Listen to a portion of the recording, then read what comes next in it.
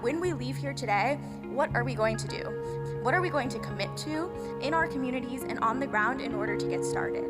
Thinking of our summit, it was really a place that we wanted things to begin, and from there continue the work on giving people the resources and support they need to continue doing the work that they want to do or are trying to do in their areas.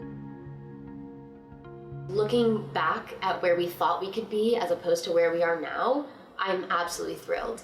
We've really challenged ourselves and the people we work with to think about how communities can address not only gun violence as an issue, but the underlying issues that cause the epidemic. For those of us, people like me, who aren't people of color and who have white privilege and who don't understand certain types of things, the only way that we're going to understand is by having people who represent these different communities in the room, at the table, and leading. And so that's what we're really trying to do. When we put Black and brown folks in our organization, we don't give them parameters, we give them full reign to solve their problems and give them the resources to do so. We have a board of directors now, and under each director is a committee. Essentially what all of our committees do is they give us that perception of people who may be a part of coalitions or who might be doing organizing work.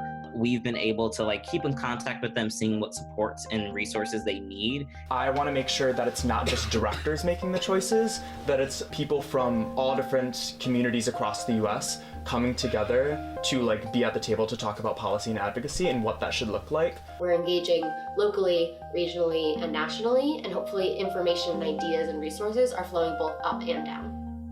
So for my committee, the Diversity and Inclusion Committee, what we really work on doing is making sure that things are as accessible and as intersectional as possible, because we want to make sure that when we're talking about gun violence prevention, we're looking at it from different lenses and not just one.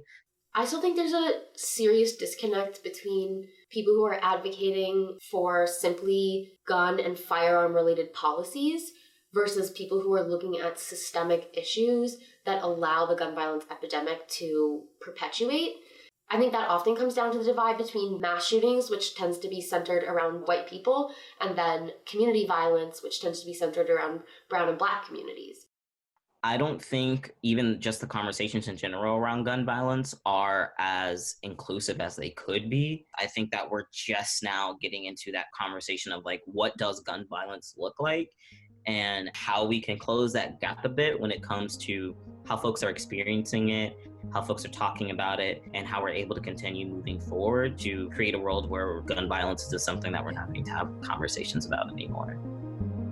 We aren't just trying to add a voice to the conversation.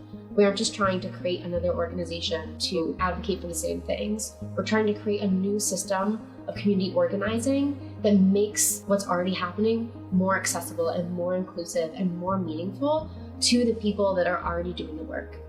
I want Not My Generation to connect people, providing them with the resources and helping connect them to resources even when we don't exist, because in my mind, I want Not My Generation to, in 50 years, not exist. I want March for Our Lives to not exist. I want every town in Giffords to not exist because we're solving these issues.